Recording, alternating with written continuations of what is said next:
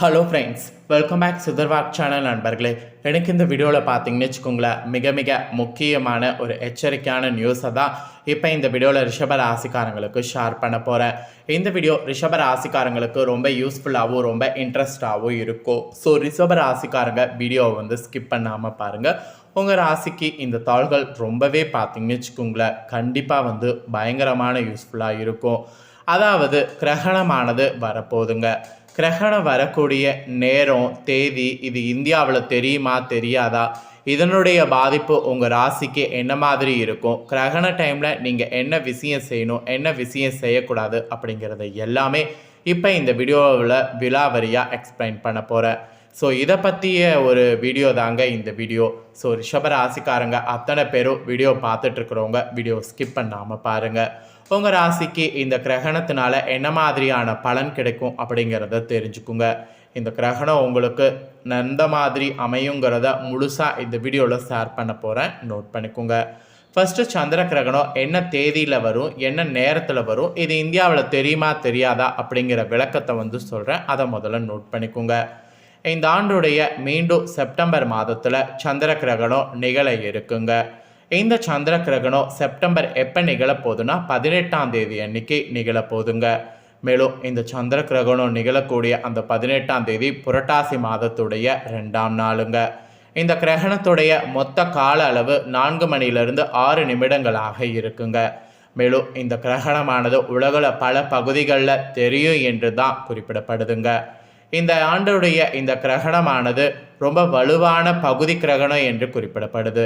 September 18ஆம் தேதி நிகழக்கூடிய இந்த கிரகணம் வந்து எப்படி நிகழும்னா, கதிரவ ஒளியால் ஏற்படக்கூடிய புவியின் நிழலுக்குள் நிலவு கடந்து செல்லும் போது ஏற்படக்கூடிய ஒரு அரிய நிகழ்வாக இந்த கிரகணமானது நிகழப்போகுது. சந்திர கிரகணமாக இருந்தாலும் சரி, சூரிய கிரகணமாக இருந்தாலும் சரி, இந்த கிரகணம் வந்துட்டாவே உலகம் முழுவதும் மிகுந்த ஆர்வத்தோடு இதை எதிர்பார்க்கக்கூடிய ஒரு இதாக பார்க்கப்படுது.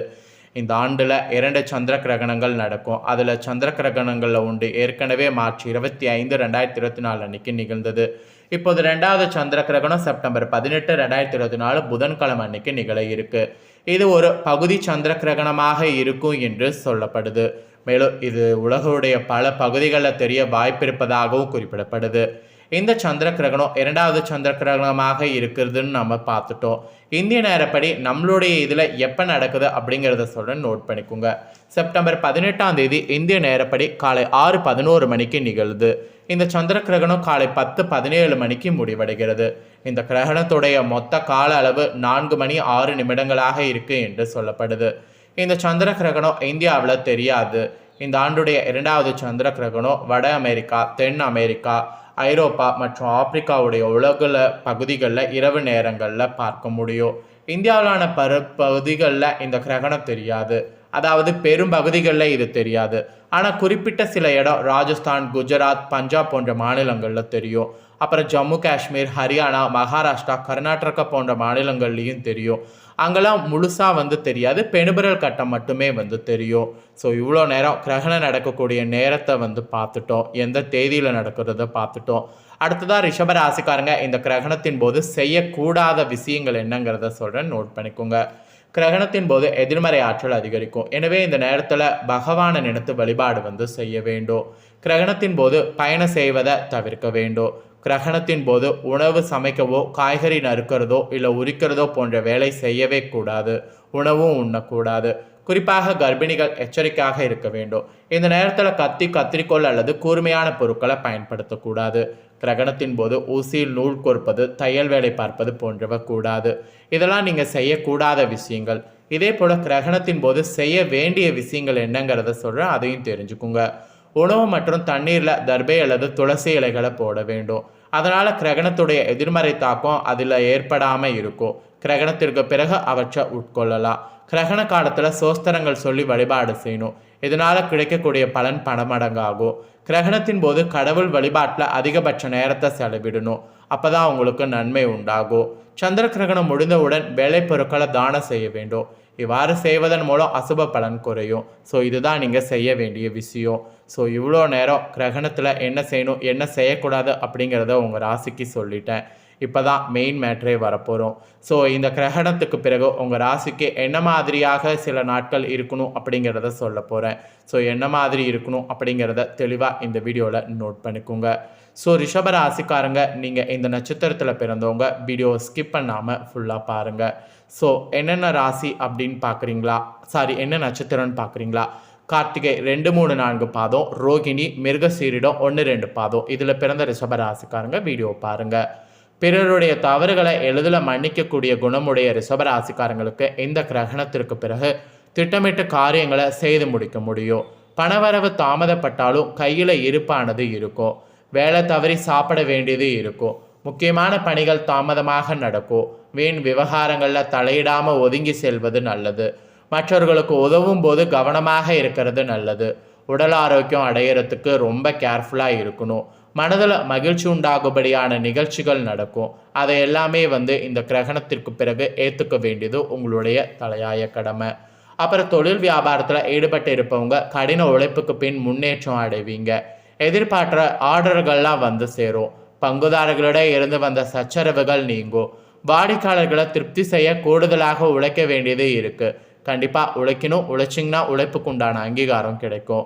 அப்புறம் உத்தியோக ரீதியாக பார்க்கும்போது திறமையாக செயல்பட்டிங்கன்னா பாராட்டு பெறுவீங்க. சக ஊழியர்களுடைய ஆதரவு உங்களுக்கு இருக்கும். மேலிடத்தில் கனிவான பார்வை விழும். அந்த கனிவான பார்வை மீது நீங்கள் கரெக்டாக யூஸ் பண்ணிக்கிட்டிங்கன்னா உங்கள் உத்தியோகத்தில் உங்களுக்கு நிறைய உயர்வு உண்டாகும். அப்புறம் குடும்ப ரீதியாக பார்க்கும்போது இந்த கிரகணத்திற்கு பிறகு பிள்ளைகளால் பெருமை உண்டாகும். அவர்களுடைய நலனுக்காக பாடுபடுவீங்க. கணவன் மனைவியிடையே நெருக்கமானது உண்டாகும். சகோதரர்களுடைய நலனில் அக்கறை காட்டுறது உங்களுக்கு அமையும். மனதில் துணிச்சலானது ஏற்படும். கடன்கள் கட்டுக்குள்ளே இருக்கும். இதனால் கடன்கள் விஷயத்தில் நீங்கள் கவலையே பட வேண்டாம். அப்புறம் பெண்களுக்கு கூட முக்கியமான வேலைகளில் தாமதமானது இந்த கிரகணத்திற்கு பிறகு உண்டாகும். வீண் பிரச்சனைகளை கண்டால் ஒதுங்கி செல்வது நல்லது. அப்படி இல்லைன்னு வச்சுக்கோங்களேன், அதுவே உங்களுக்கு பயங்கர ஒரு மன ரீதியாக பிரச்சனை ஏற்படும். அப்புறம் அரசியல் துறையில் இருக்கிறவங்களுக்கு இந்த கிரகணத்திற்கு பிறகு பணப்புழக்கம் அதிகரிக்கும். எடுத்த காரியம் கூட அனைத்தும் பார்த்தீங்கன்னு வச்சுங்களேன் வெற்றிகரமாக முடியும். மதிப்பு மரியாதை சிறப்படையும். செல்வாக்கு ஓங்கும். நட்பு வட்டாரத்தில் கூட குதூகலம் பார்த்தீங்கன்னு வச்சுக்கோங்களேன் ஏற்படும். அப்புறம் கலைத்துறையில் இருக்கிறவங்களுக்கு கூட எதிர்பார்த்தபடி இந்த கிரகணத்திற்கு பிறகு எல்லா சூழ்நிலையும் அமையும். திட்டமிட்டபடி காரியங்களை சாதித்து கொள்ளவும் முடியும். நீண்ட நாட்களாக இருந்து வந்த பிரச்சனைகள் நீங்கும். மனதில் ஒரு வகையான உற்சாகமானது பிறக்கும்.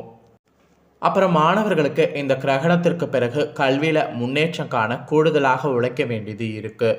அது மாதிரி உழைத்திங்கன்னா தான் எதிர்பார்த்த உதவியும் கிடைக்கும். போட்டிகள் நீங்கி பரிசுகள் அள்ளுவீங்க. ஸோ மாணவர்கள் அதனால் கல்வியில் முன்னேற்றம் காண கூடுதலாக இந்த கிரகணத்திற்கு பிறகு உழைங்க. ஸோ கார்த்திகை நட்சத்திரத்தில் பிறந்த ரிஷப ராசிக்காரங்களுக்கு இந்த கிரகணத்திற்கு பிறகு மனதில் இருந்த குழப்பம் நீங்கி திருப்தி நிலவும். பணவரவு எதிர்பார்த்தபடி சேரும். பயணங்கள் செல்ல நேரிடலாம். வாக்குவன்மையால் எடுத்த காரியத்தை சிறப்பாக செய்து முடிப்பீங்க. தொழில் வியாபாரத்தில் இருந்த போட்டிகள் விலகும். பணியாட்கள் மூலம் காரிய அனுகூலம் உண்டாகும். சரக்குகளை பாதுகாப்பாக வைக்கிறது நல்லது. இதே ரோகிணியில் பிறந்த ரிஷப ராசிக்காரங்களுக்கு இந்த கிரகணத்திற்கு பிறகு உத்தியோகத்தில் இருப்பவர்களுக்கு உழைப்பு அதிகரிக்கும். எந்திரங்களை இயக்கவங்க கவனமாக இருக்கிறது நல்லது. குடும்பத்தில் மகிழ்ச்சியும் குதூகலமும் ஏற்படும். குடும்ப உறுப்பினர்கள் ஒற்றுமையோடு செயல்படுவாங்க.